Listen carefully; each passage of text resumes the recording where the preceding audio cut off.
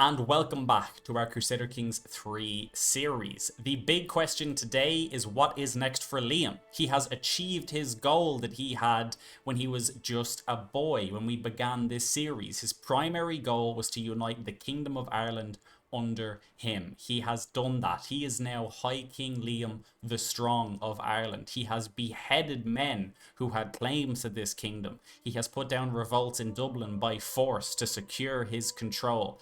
Well, I think at this point, Liam, having achieved all these goals, would now be looking to the future. How can he secure the future of his kingdom and the future of his dynasty? Some of the work for securing the future of this kingdom has been done already, with Liam marrying his daughter to the now king of Alba. The goal with this alliance is twofold. Firstly, it's to give us some time to build up our own holdings, our own economic and military power, give us some time to breathe, plan out the future, while deterring anybody else from coming to war with us. The second reason for the alliance is offense. Liam still has some things he wants to deal with, but in the back of his mind, he is thinking about getting footholds in the island next to him. The Surreyar up here are still independent, as are Strathclyde. Another huge potential is the actual de jure Kingdom of Wales down here, which is still fully split. What's important to keep in mind really are the key players of the Danelaw, which is Sigrid Halfdan's, who isn't looking too sweet in terms of actual military right now, but does have the Conqueror trait, one of the best in the game, which is very, very scary. And similarly, we have England down here with Alfred the Worthy. But that's just one piece of the puzzle when it comes to securing the future of this kingdom and of Liam's dynasty. The second big question is succession. So right now we are in Confederate partition, which essentially means that when Liam dies, his titles and land would be split between each of his daughters. Now, given that Liam's soulmate Durgail is 38, the ship may have sailed on having a son with her, but thankfully, because we're insular, we can have secondary spouses. We have one here, just turned 19. Hopefully, she can give Liam a son. If not, we can bring in 2 more other secondary spouses, and then we can see where we go from there. And it looks like, having laid all that out, it's all too much for Liam, who now has a mental break. Thankfully, because he is athletic, we have the ability to just essentially burn our wanton desires away with a good workout, which I think is right on par with what Liam needs. It looks as though we weren't the only party in the alliance with Alba who had some intentions on how we were going to be used, though, as we are now being called into war to help defend the Kingdom of Alba against a chiefess who is claiming the entire kingdom. Taking a quick look in terms of the strength here, it looks like Alba really needs us if they want to have a hope of defending this war. Otherwise, it would be very, very even. Listen, Liam hasn't necessarily been the most honourable man in this playthrough. He's killed people, he's put down rebellions. He's kind of driven by his ambition as opposed to any sense of loyalty or duty or even really honour. But in this case, I think he will dedicate his army to help defend Scotland, because if we don't, we will lose our alliance. Now, hopefully we can deal with this quickly, because I don't want my army to be under their maximum amount for too long. Otherwise, other people may get some ideas in terms of invading us. But similarly, due to the size of my army, it's extremely expensive for me to keep them up too long. Now, it looks like the attackers are actually getting in boats to try and maybe go straight for the capital. So we're going to do our old reliable and try to catch them while they're recently disembarked. Looks like we will.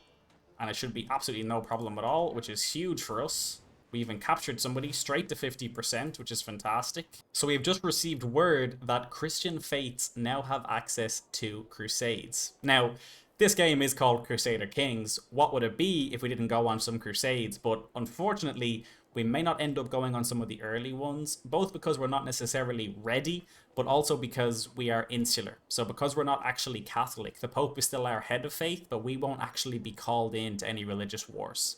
So for now, it's good to know, maybe in the future. First battle, we got immediate 50%, the max we could actually ask for, and we are now sieging down their capital. Scotland is sieging them as well, and my wife is pregnant.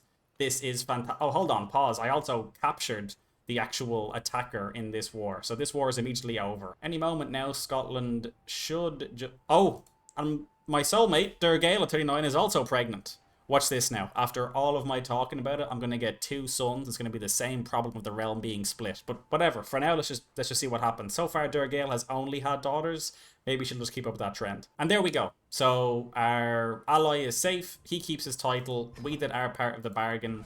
We can only hope that should we ever need him, he comes to our aid and sorts our war out for us as quick as we just sorted that one out for him. Now that we have enough gold, we can start to actually construct new buildings in our holdings. Now, the only real options we have here are all quite military related, which is because innovations wise we are quite a bit behind. We don't even have tribal era economic buildings yet. For now, I'm going to put in gathering halls, mainly just for the prestige because we go so deep in the negative when we are at war. Cradled by death. We have just received some terrible news that our second wife and lover, who we were hoping to give us a son, has died in childbirth. Unfortunately, neither of them survived it. So this is going to give Liam an understandable 50 stress, which is going to give him a mental break, which I think makes complete sense. We're going to play that as it lies. It makes complete sense in the role play.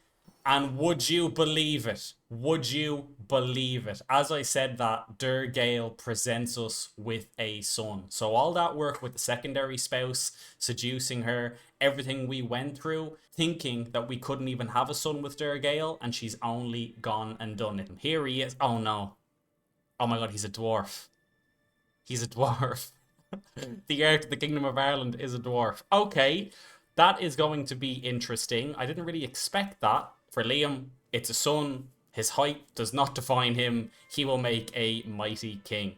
We're going to give him the good Irish name of Odran, and may he grow to be strong and wise. The reason why dwarf is an issue is that it negatively impacts our prowess and our attraction opinion. But to be fair, there are much worse traits to actually have. And I'm in the middle of saying that, and now he's cradled by sickness as well. Oh no, no, please. We can't lose Odran. We can't this is turning into a tragedy so quickly. Okay, he's gained the trait sickly, but he might get over it. For now, I'm going to educate him. And do we have a good personal position? Yes, we do, and she's excellent. Return to your normal duties for now. Hopefully, he can actually get over this. I'm so sorry, but look at the height. So what this is our personal physician is offering to tutor him in High German. Oh, the 50 gold isn't even a chance. It's just 50 gold and he does learn High German. Could be useful. Could be useful later on. You know, Liam, long-term thinking, alliances in Europe later on. Could make some sense. I think we will pay this gold. We're not doing much else with gold at the moment anyway. He just learned a second language before even turning 1. This kid is a genius. We have our first learning perk. I'm going to take anatomical studies, working our way down into restraint and know thyself. So we've just gained enough renown to get our first dynasty legacy. Now, the dynasty and the legacies behind it are going to be quite important to this playthrough, because when we do eventually play as Liam's heir, it's going to be a lot less about the man and much more about the family. So lots of these are very powerful, but again, taking it back to the roleplay perspective, I feel like rightful rulers is the one to go for. I feel like that is at least a good framing for what Liam is trying to do now in his life. It doesn't necessarily give us any benefits that I think are the best. There are other ones here that are arguably better to take, but I think for the sake of roleplay, I think rightful rulers actually makes the most sense for Liam right now. I'm going to take this. So I was looking through some counties in Wales to see who would be a good target to go to war with, but then I found that they're in a war, and that war is a crusade for the Kingdom of England, and it looks like the Pope has actually called a crusade for the Kingdom of England against the Danelaw. That's incredible to me, because Alfred basically shook hands with the Asatru being like, yes, we'll split England, and now the Pope has intervened and said, no, we're taking back Mercia for the Catholics. I can't wait to see how this plays out. Surely the Pope and this crusade will be successful with their 31,000 men versus their 15,000, although while I've never seen a crusade in England, I've defended crusades, I've fought in crusades, I've won crusades, and the one thing that you can be certain of is you can never predict how the AI will actually handle themselves. You could see 31,000 here and 15,000 here. This 31,000 could be coming off the boat in groups of 1,000 and just dying over and over. But I'd be surprised, even with that, if this crusade wasn't a success. So our second daughter, Bridget, is now old enough to marry, and interestingly, she can marry Prince Edric, or rather be betrothed, to Prince Edric Alfredson of England. This is King Alfred's son, though not the first in line, so he's unlikely to actually become king, but I'm actually okay with the alliance, to be honest. I think knowing that we don't have Alba or England to worry about while we work on Wales sounds pretty good to me, and the Danelaw are about to take a massive hit when they lose this crusade, so I think, at least for the short term, this alliance may make sense. Now, I may come to regret this if this alliance ends up lasting super long and we want to attack England. I'd rather work around being blocked by an alliance with them than living in constant fear of them becoming really strong and then attacking me. So for now, let's do it. And would you believe it, moments after that, I just checked the crusade and everything was going well. Moments after I accept that alliance, the crusade fails, and the Danelaw will stay as big as it is. This alliance, to keep England off our backs, is more likely going to be them calling us to war to help against the Danelaw, but let's see. Believe it or not, Durgale at 43 is pregnant again. That is unbelievable to me. Maybe it'll be another son. Let's see. We have another learning perk as well. I'm going to take restraint, and if it's another son, we'll definitely be embracing celibacy because I don't want to have to deal with the realm splitting amongst my sons also. Tremendous news. Audran has overcome his sickness. He is no longer sickly. He is healthy and he is good to go. He is just a curious little 3-year-old. All is right in the world. Now my fingers are crossed that Durgale's going to give me a daughter and not a son. I had to say it. I had to say it. We have another son, Setna, here. And he's wheezing. What's going on? What is going on with these negative traits? Oh my god. Oh my goodness. Somehow, after talking about how good the trait was, we have gained the trait Conqueror.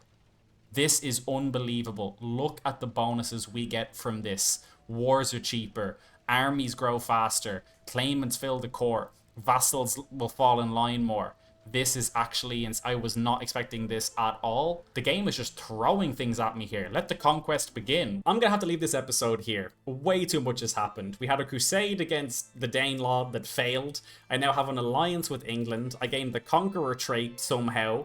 I went from needing an heir to now having 2 sons who both have random negative congenital traits. It's been a much more story-driven episode, but I think this really helps give some colour to this next chapter in Liam's life as he continues to expand out in Ireland. In the next few episodes, we will get back to some war and conquest, trying to get some footholds over here in England, especially since the Danelaw are now growing so big. And also, our alliance with England, which was kind of there to keep them off our backs, now looks like they may end up relying on us to save them from the Asatru Norse. A crazy turn of events, but as always, if you enjoyed this video, please don't forget to leave a like and a comment. Let me know suggestions, let me know what you think, anything like that at all, and I will see you all in the next video.